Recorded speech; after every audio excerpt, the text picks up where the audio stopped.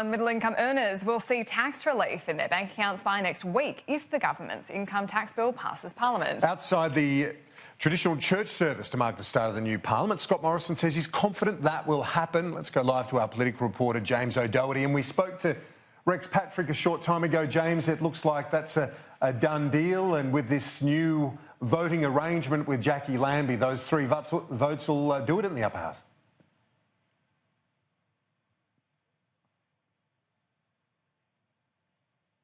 Jackie Lambie, they could get this tax cut through the Parliament without Labor's support. Labor hasn't said whether or not they will back the full income tax cut plan if their amendments don't pass through the Senate.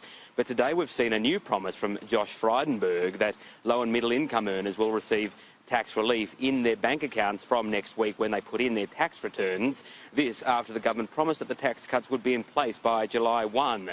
That didn't happen, but now Josh Frydenberg says everything is in place to get these tax cuts to low and middle income earners when they pass the Parliament. The ATO staff are all ready to move it through the system, and people will get it next week. So once they put in their tax returns, if they put in their tax returns next week, then they will get it just days after. These are tax cuts that allow people to keep more of what they earn. And at the election, we made that point very clearly, that we want Australians to keep more of what they earn. Because when Australians keep more of what they earn, they're stronger. And when they're stronger, our economy's stronger and our country's stronger. So tax relief is good for all Australians, and that's what they voted for, and that's what we'll be voting for.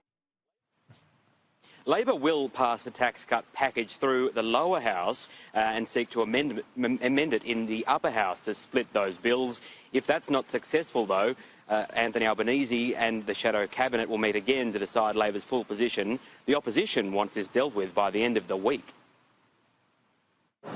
We're prepared and support the House and the Senate remaining here in Canberra on Thursday, continuing to sit until these issues are all dealt with. Because we want every Australian worker to get a tax cut in this term. But as you say, Kieran, the government might be able to pass these bills through the Parliament without the support of Labor because they could secure the support of the Centre Alliance and potentially Jackie Lambie. You spoke to Rex Patrick earlier.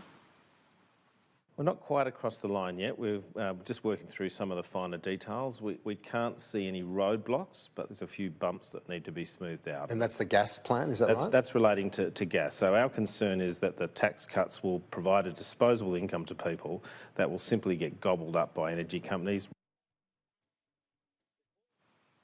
With Pauline Hanson and One Nation saying they don't support the tax package, Annalise and Kieran, the government will need the support of Jackie Lambie. If she does vote with Centre Alliance, that would get them across the line. Jackie Lambie so far, though, saying that her mind is not yet made up.